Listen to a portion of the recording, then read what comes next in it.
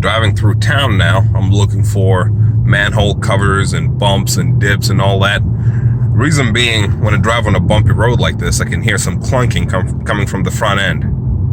It's kind of constant. It's not just dependent on me braking. It's always there. So it's actually, I'm kind of cheating because I already had it inspected. I did it myself, but I had to take it to professionals to do an inspection for me. And we found that the problem is my sway bar links, because I'd already checked the bushings, the control arms, everything seemed fine. All the strut mounts, everything seemed good. But what I'm trying to do is, whenever I go over a bump or any change in elevation, I can hear clunk.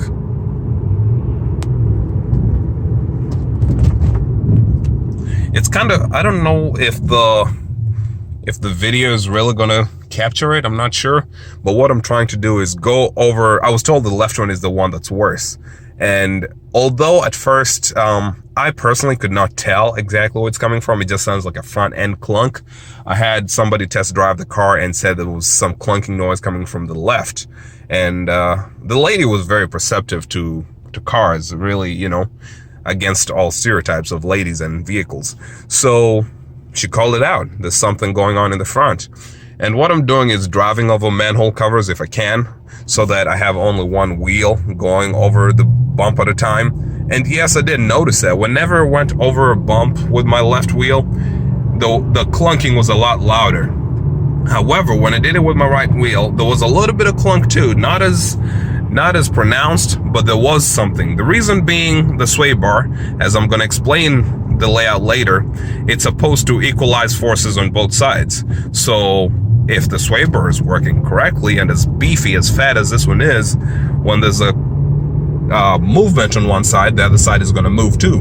Which means if you make the right wheel jump, the left wheel is going to experience a little bit of force as well. So, but anyway, right now I'm going to O'Reilly's. I'm going to buy a I'm going to buy a stabilizer link. They have them rather cheaply. They have them in stock, according to what I was seeing, way cheaper than AutoZone. And that's what I like. What I'm going to do is just buy both of them and fix, because I'm not usually all this cheap, but I'm selling this car. So I'm going to fix the left one only and then take it for a test drive. If the clunking stops, I'll return the right one. If the clunking doesn't stop, I'll install the right one. And then, if it doesn't stop at that point, then take it back for more inspection. And the thing about automotive work on automotive diagnosis, it's kind of like going to a doctor. Yeah, there's some symptoms which will follow through, a troubleshooting guide and say this is what it has to be. But sometimes it's not it. It's not the first time you'd have gone to a doctor and they don't get it right the first time. So as much as I like doing my own work, I'm pretty fair to people. For one, if I have a shop do work for me, I pay a fair price. And two, I do take my car to professionals. There's some things I cannot do myself. One, proper alignments. I can get my wheels close, but I can't do a proper alignment. Two, welding. I cannot do that myself. And three, of course, recall. So I go to the dealership for that. I didn't want this to sound too vlogish, but maybe just change the scenery from seeing my garage, so that's why I've been holding this camera all this time. Of course, during the video, I'm gonna put a note in the beginning to just jump ahead if you want to go straight to the work. Otherwise, if you want to listen to a short story as to how you diagnose it or what could be wrong, you can keep watching, 4 minutes in. All right. It's a Q45 again. And I had the hood open so that the engine would heat up the garage. Today's task is to replace my stabilizer bar link. The left one is the one that's been diagnosed to have a problem, the driver's side in the US. And this is it. This is what it looks like. I bought it from O'Reilly's. I believe it was about 40 bucks for the left one. And this is the part number from O'Reilly's. The AutoZone part was $50. So a little more expensive. On this end, the AutoZone part was not available either. You had to order it and wait for it. This is the right side. This is a part number. The gentleman was nice enough to write front right and front left for me, but still, I'll have to do my own due diligence and compare the part to whatever I see installed over there in the car right now. And this one was $10 more than that one. I really have no idea why. At first I was joking, wondering if the size of the box mattered. I was gonna say, give me a smaller box then, you know? But, so here's a job. It's gonna be fairly simple. The hardest part of the job is, or at least the most tiring part of the job is just removing the wheels and jacking it up.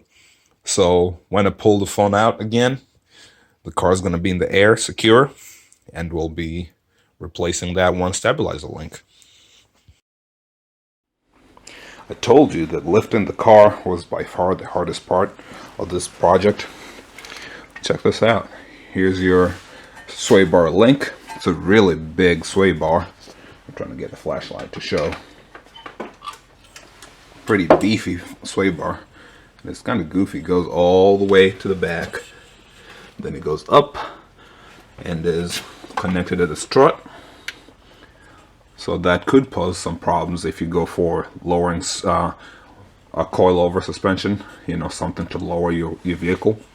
It could work, but if you get something whose distance from here to the bottom of the sway bar is too far off, you need to get something adjustable. Okay. Anyway, so this right here, this big thing, the black one over there, that's your sway bar. And then this one here is your sway bar link. And the tool I'm using, it's an 18 millimeter. I'm going to use a socket to break it loose, then just go ahead and fully unscrew it.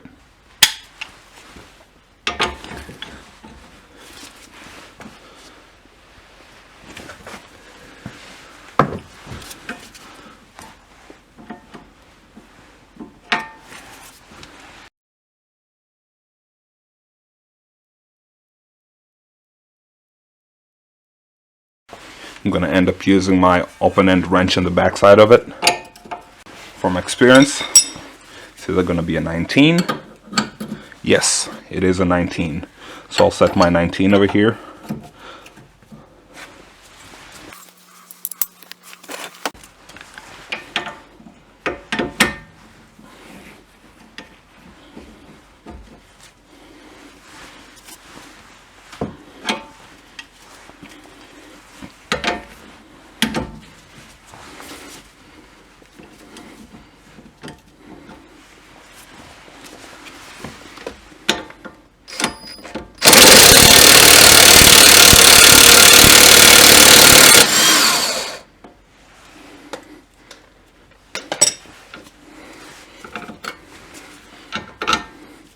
There you go. This right here is the reason I needed something on the other side. Can you hear that? You can hear a little bit of knocking. Let's do the same thing again. That's the bottom part of it. This is the sway bar. This one right here, this big one. And this is a sway bar link again. So there's a little bit of looseness. You can barely feel it with your hand, but once you put it on the car, once you start driving, you'll definitely feel it. So I'll set the 19 millimeter open-end wrench on the other side. Clearance is tricky here because it's right, what, maybe 5-6 inches from the brake.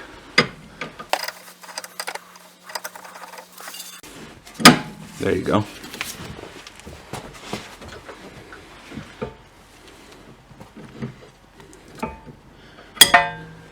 Make sure whatever you do, you don't damage this cable right here. That's the ABS wire.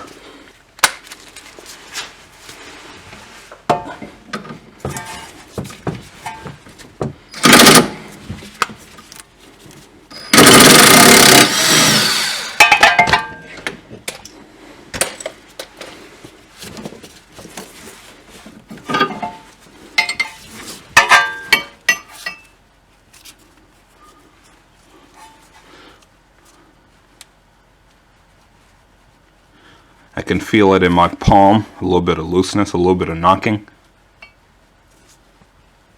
Can you hear it? And on this side, the top end was pretty tight. I'm going to label it. It doesn't really matter, I don't really have to, but I just want to. And it's going to be simple. Basically an L for left and up. This is the upside. Well, labeling the L should have been enough because you have to read it one way. Anyway, this is a me thing. You don't have to do this. I'm just curious for research. Okay, so now I'll back out to show you a tip. Okay, watch this.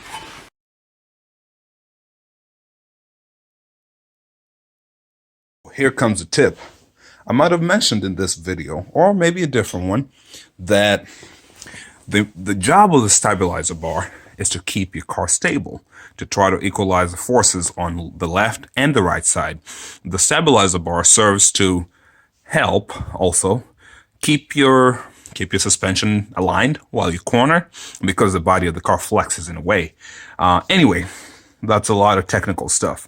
Basically, right now what I have is I've jacked the car right in the middle. Right there. Right in the middle. That means both wheels are off the ground. However, the mistake people make sometimes is to only jack the side on which they're working on. So I'll show you an example. Actually,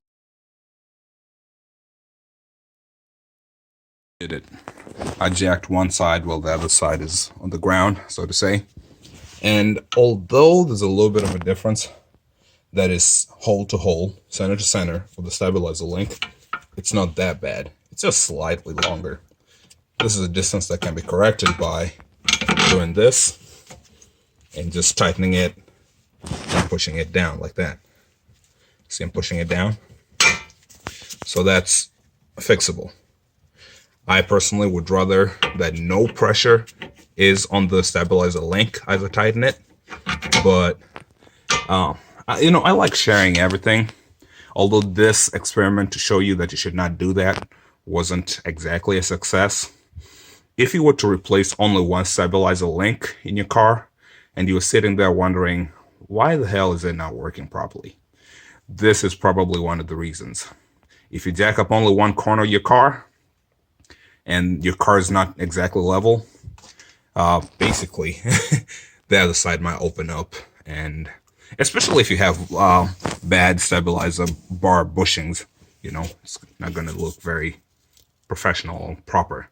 All right, so as I said, it's kind of a failed experiment, but it's just something to watch out for. Preferably, if you're going to replace your stabilizer bar links, you don't have to replace both of them. It's advisable that you do, but it's very important that you jack both wheels off the ground.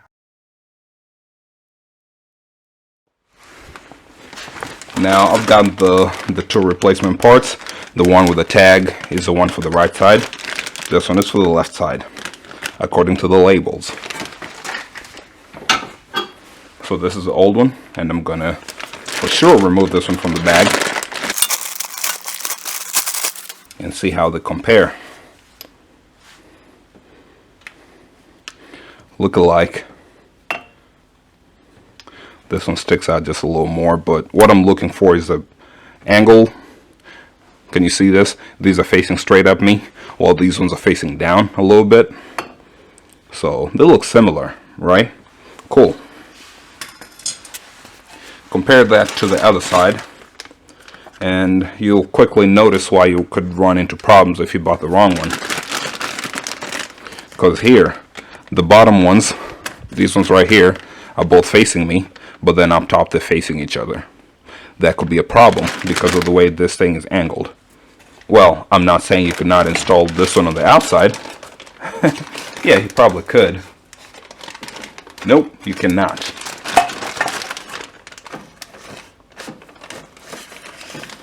Mission aborted. You cannot do that. So anyway, there you go. I was trying to see if they were the same. You rarely find them the same, by the way, but I was gonna say, if the left one is cheaper, why not buy 2 of those, right? But I'm kidding. So this is a situation you run into. Wow, this one's really small over here. But this is the nut I was trying to hold on the other side. This one here, this is the nut that I'm holding. Using a 19 millimeter. It's going to be the same. Then the metal goes in between here. And then you cap it up with another nut. And I'm not going to use this thin washer nut. I'm going to reuse the one I had. That's really thin. Can't put a socket on it. Yep. Once I made sure the threads are the same. Ish. Yeah, they are. I'm going to go ahead and install it.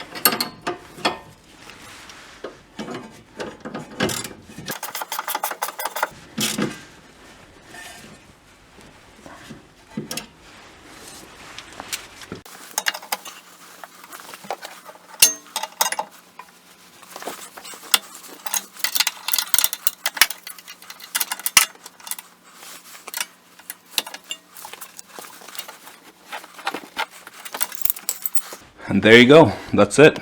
That's a job. Put your wheel back on and go enjoy yourself. Go for a test drive, okay? I'm going to go ahead and try and do the other side.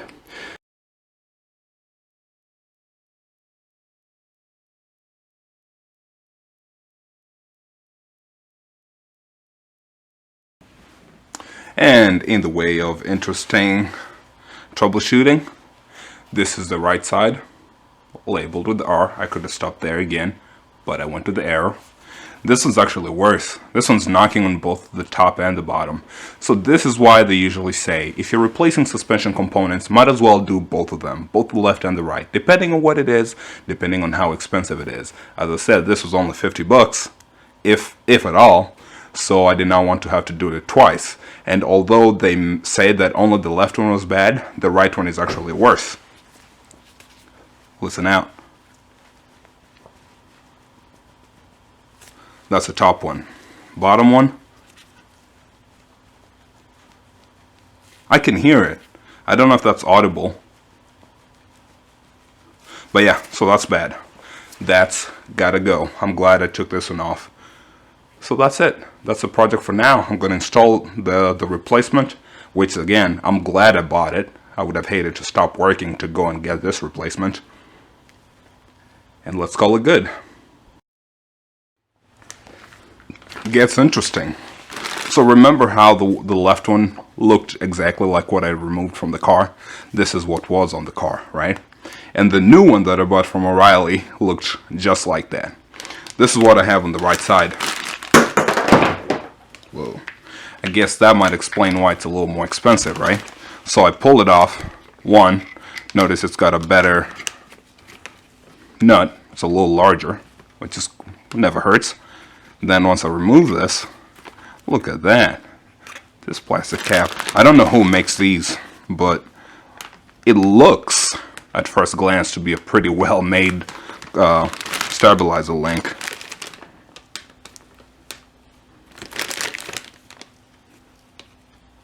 Yeah, interesting.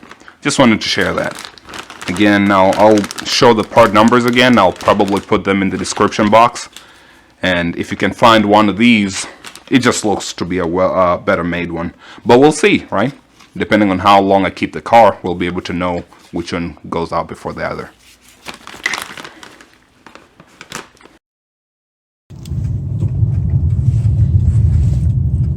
Tell you what, so far the test drive says that we did a good job, or we're successful. As low, well, as high as 50 miles an hour. Car was steady. I'm gonna take it all the way to 70. You know, highway speeds, kinda. No clunking noises.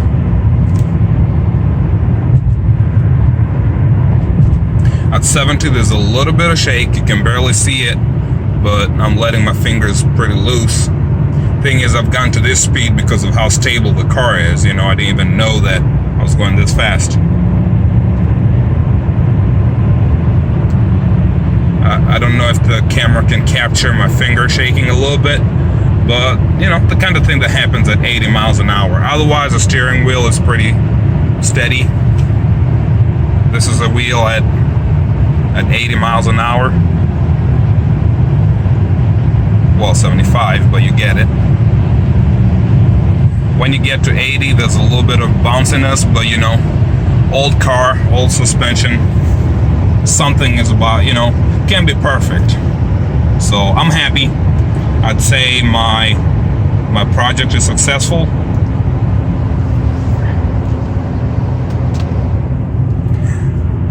My project has been successful. Let me turn the sport off. Make it a little more floaty. So as I said, once it gets to the very high speeds, it's a little shaky, but at least I've gotten rid of the clunk, you know? The clunk was a little worrying even to me. All right, now let's brake.